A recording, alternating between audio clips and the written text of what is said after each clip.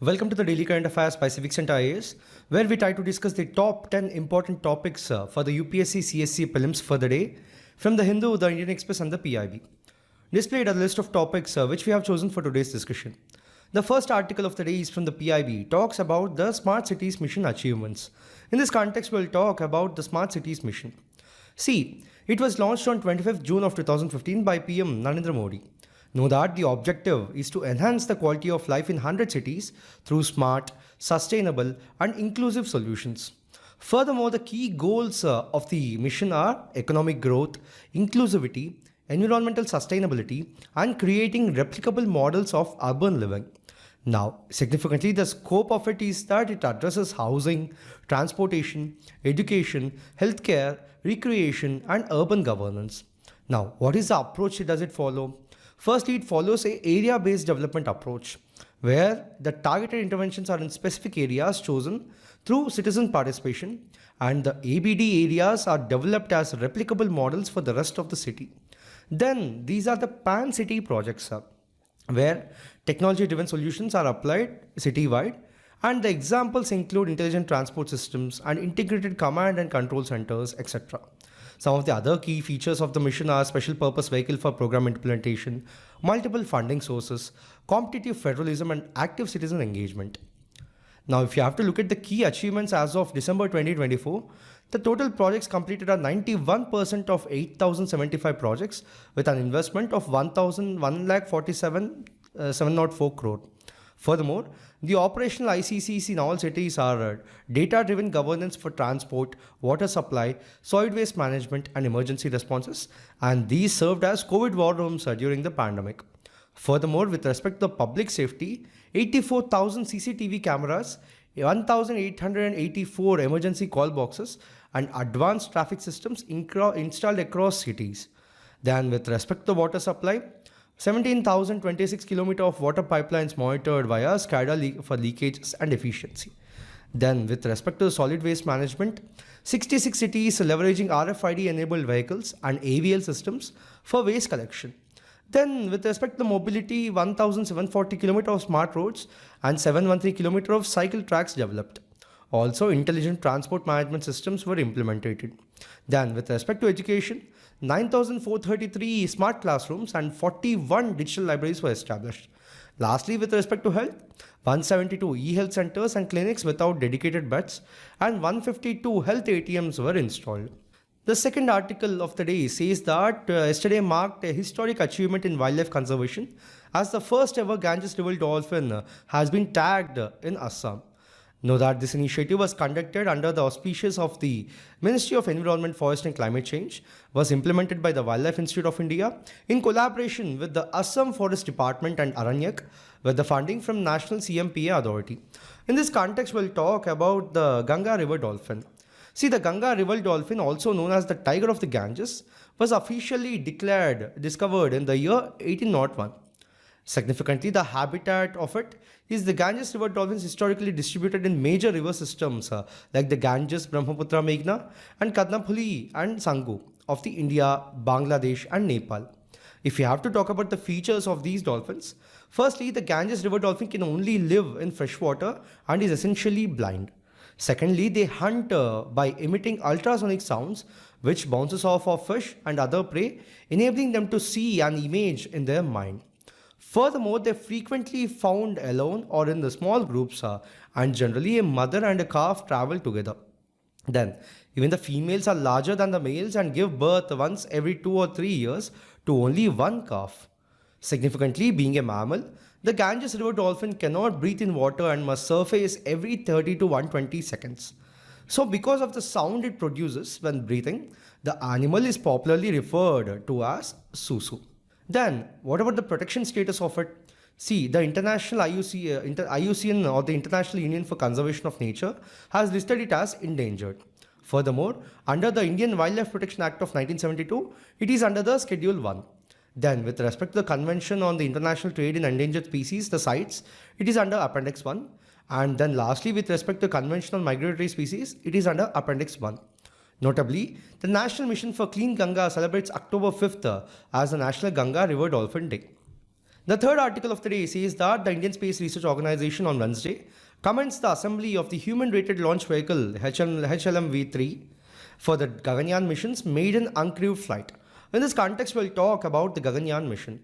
See, the Gaganyaan project envisages a demonstration of human spaceflight capability by launching crew of 3 members to an orbit of 400 kilometers for a 3-day mission and bring them back safely to Earth by landing in the Indian sea waters. Know that the success of the Gaganyaan mission will put India in the allied group of nations, which are US, Russia and China, having human spaceflight capability. Furthermore, there are 2 objectives of the mission. Firstly, to undertake human space flights, and secondly, space exploration. Now, with respect to the launch, a modified version of the ISRO's most reliable rocket, which is the LVM-3, the 3-stage heavy lift launch vehicle, which was previously called Geosynchronous Satellite Launch Vehicle Mark III, is launching the vehicle of the Gaganyaan mission. Then, with respect to the human-rated LVM-3, see, it is a 3-stage vehicle with a 1-ton core liquid propellant stage and a strap-on stage with 2 solid propellant motors, each with 200 tons propellant. Furthermore, the upper stage will be cryogenic, fueled with a propellant loading of 25 tons. Significantly, the LVM-3 has a lift-off mass of 640 tons and it can carry a payload of up to 4,000 kilograms into the geosynchronous transfer orbit at 35,000 kilometers. Then, the HLMV-3 consists of crew escape system powered by a set of quick-acting, high burn rate solid motors, which ensures that crew module along with the crew is taken to a safe distance in case of any emergency either at the launch pad or during the ascent phase. The next article says that a high-power committee led by the Prime Minister Narendra Modi on Wednesday to select the next chairperson of the National Human Rights Commission. In this context, we'll talk about the NHRC. See, the NHRC of India was established on 12th October of 1993. The statute under which it was established is the Protection of Human Rights Act of 1993 as amended by the Protection of Human Rights Amendment Act of 2006.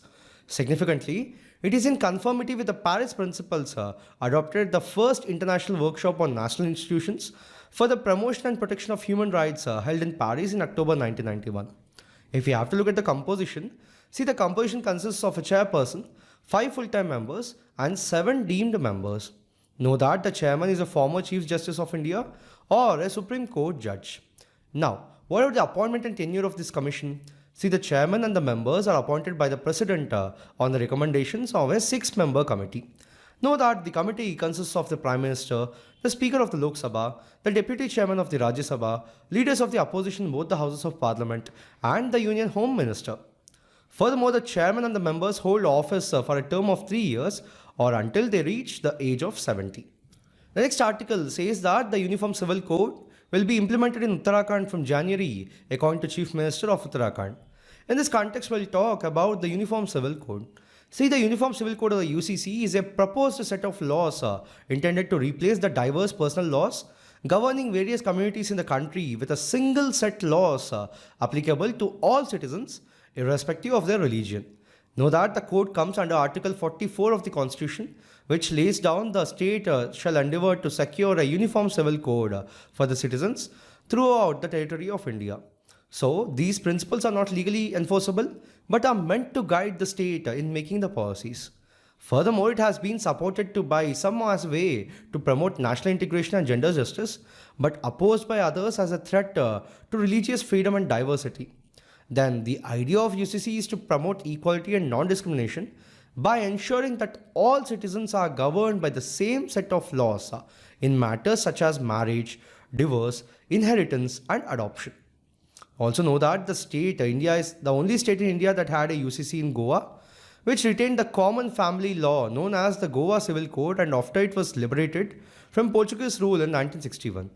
But the rest of India follows different personal laws based on their religious or community identity.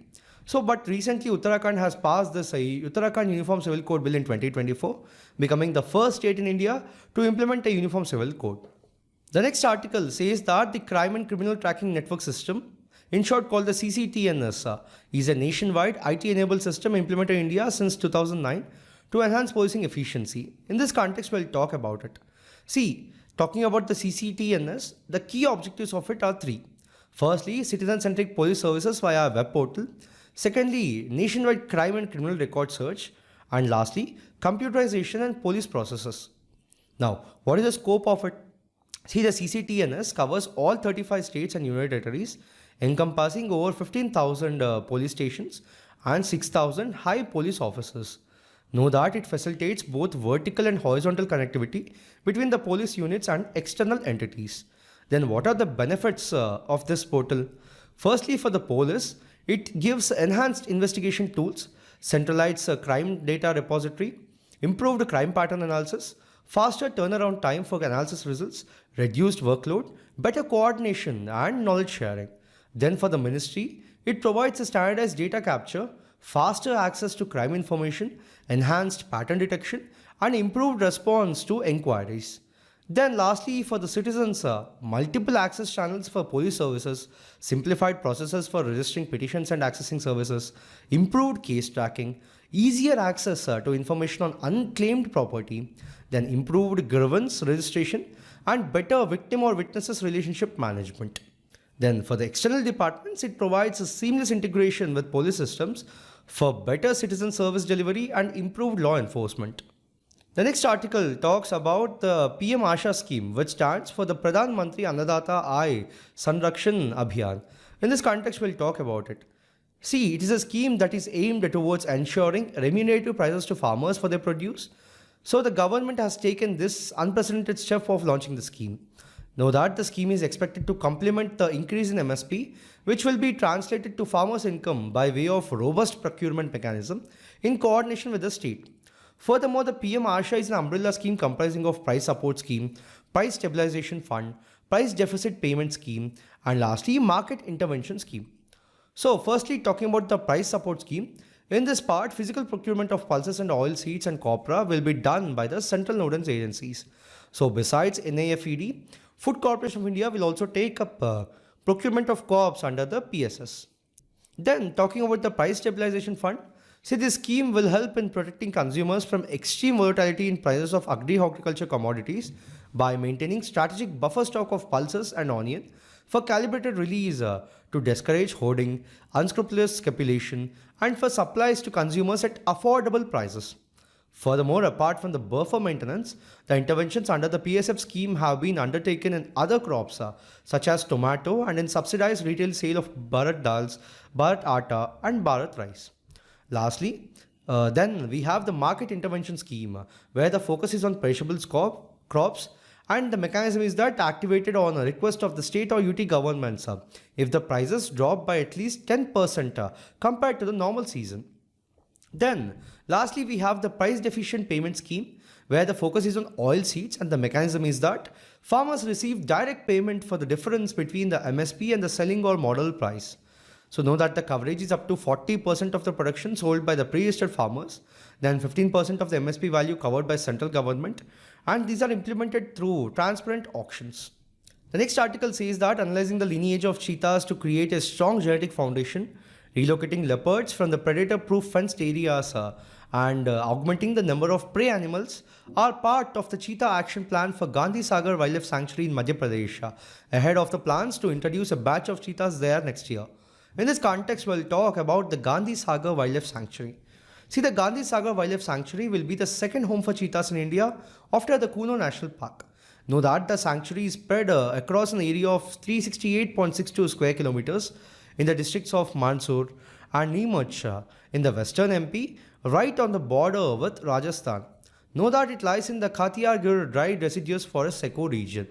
Significantly, the Chambal River bifurcates the sanctuary into two nearly equal parts, with the Gandhi Sagar Dam situated within the sanctuary. Know that it looks like a Masai Mara, which is a national reserve in the Kenya known for its savanna wilderness and wildlife. Talking about its vegetation, see, it consists of northern tropical dry deciduous forests, northern tropical dry mixed deciduous forests, and lastly dry deciduous scrubs. Now, why is it significant? See, the sanctuary has many places of historical, archaeological, and religious importance, such as Chaurai Sarg, Chaturbhujanath Temple, Badkaji rock paintings, Nasikujhar Hildija Fort, Taksheshwar Temple, etc. The next article says that Kerala has reported 2 MPOX cases in the last 2 days. In this context, we'll talk about the MPOX. See, it is a viral zoonotic disease which is transmitted from animals to humans and is identified as a pox-like disease among the monkeys. Hence, it got the name MPOX. Know that the MPOX virus is an orthopox virus, which is a genus of viruses that includes the variola virus, which causes the smallpox. Though self-limiting, it can lead to death, especially among children and those with weak immune system. Furthermore, the disease is considered endemic to countries in the Central and the West Africa. Significantly, MPOX has been declared a public health emergency of the national concern twice. Then, moving on to talk about the transmission, see the MPOX spreads from person to person through close contact with someone who has a rash, including a face-to-face, skin-to-skin, mouth-to-mouth or mouth-to-skin contact, including the sexual contact. Now, what are the symptoms for it? See, the first invasion period between 0 to 5 days is characterized by fever, headache and lymph node swelling, and the last telltale sign. See, the skin eruptions show up within 2 days of fever. Then the rash is more concentrated on the face but can also be found in the palm and the sole of the feet. Furthermore, it also affects the oral mucous membrane, the conjunctiva, cornea of the eye and the genital area. Now, what is the test for the MPOX? See, since these are the DNA viruses, we need a polymerase chain reaction test which is nothing but the PCR test. The last article of the day says that in a first, a team of scientists from the National Center for Polar and Ocean Region and National Institute of Ocean Technology imaged an active hydrothermal vent located at a depth of 4,500 meters in the central and the southwest Indian ridges in the southern Indian Ocean. In this context, we'll talk about the related aspects. See, this event for the first time was held where the Indian scientists captured high resolution images of an active hydrothermal vent in the southern Indian Ocean. Know that the organizations involved are the National Center for Polar and Ocean Research and the National Institute of Ocean Technology. So why is this significant? See, it could support the mineral exploration and the deep ocean mission led by the Ministry of Earth Sciences, valued at 4,000 crore rupees. And furthermore, it marks a milestone in India's deep sea exploration capabilities. Now, what are the key findings under it? See, firstly, the hydrothermal vent characteristics are located at a depth of 4,500 meters in the central and the southwest Indian ridges. Then, these hydrothermal vents are underwater hot springs formed when the cold water trickles to the fissures on the ocean crust. Then the water mixes with the magma and heats up to temperatures up to 370 degrees centigrade and emerges as plumes rich in minerals and gases. And active vents can remain functional for 100 years to as long as 30,000 years. Know that these deposits are rich in minerals and the deposits around the vents are rich in copper, zinc, gold, silver, platinum, iron, cobalt, nickel and other valuable minerals. Notably, these mineral deposits are critical for economic and industrial applications. Like if you have to talking about the imaging details, see the captured using an automatic underwater vehicle during a high resolution deep sea exploration mission. Know that this AUV was launched from the research vessel Sagar. So in this video we have discussed 10 articles in total for today. We'll be back again with another video tomorrow. Thank you.